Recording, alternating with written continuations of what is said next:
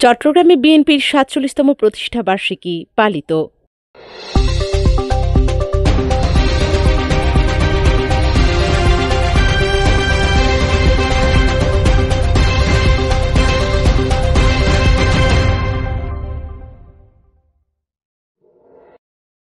চট্টগ্রামে বিএনপির ৪৭তম প্রতিষ্ঠাবার্ষিকী উপলক্ষে চট্টগ্রাম উত্তর দক্ষিণ ও মহানগর বিএনপির উদ্যোগে র্যালি, সমাবেশ ও মিছিলসহ নানা আয়োজনের মধ্য দিয়ে পালিত হয়েছে।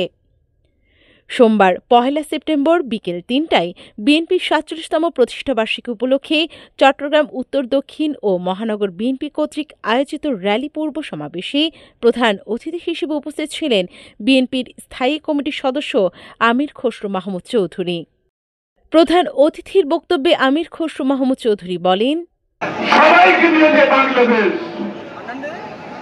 সবাইকে নিয়ে বাংলাদেশ। এর আগে বাংলাদেশ ছিল একটি গোষ্ঠীর হাতে। সবাইকে নিয়ে বাংলাদেশ, বাংলাদেশে জাতীয়তাবাদের চিন্তা চেতনায় জাতিকে ঐক্যবদ্ধ করে জাতীয়তাবাদী চিন্তা চেতনায় ভাবনায় উদ্যোগে নতুন বাংলাদেশ গড়ার যে প্রত্যয় দিয়েছিলেন দেশনেত্রী বেগম খালেদা জিয়া, আপসের নেত্রী বেগম খালেদা জিয়া, তার নেতৃত্বে বহুলাংশে বাস্তবায়িত করেছি আমরা। এখন জনাব তারেক রহমানের নেতৃত্বে ফ্যাসিস্ট মুক্ত বাংলাদেশে, স্বৈরাচার মুক্ত বাংলাদেশে আবার সেই নতুন বাংলাদেশের স্বপ্ন দেখাচ্ছে আমাদের নেতা জনাব তারেক রহমান।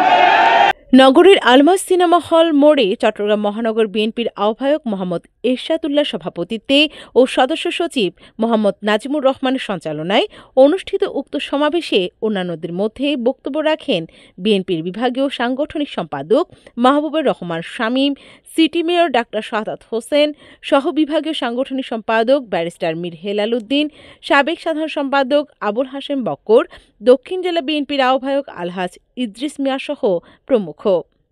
সমাবেশ শেষে বর্ণাঢ্য র্যালিটি আলমাস সিনেমা হল মোড় থেকে শুরু হয়ে নিউ মার্কেট মোড়ে গিয়ে শেষ হয়।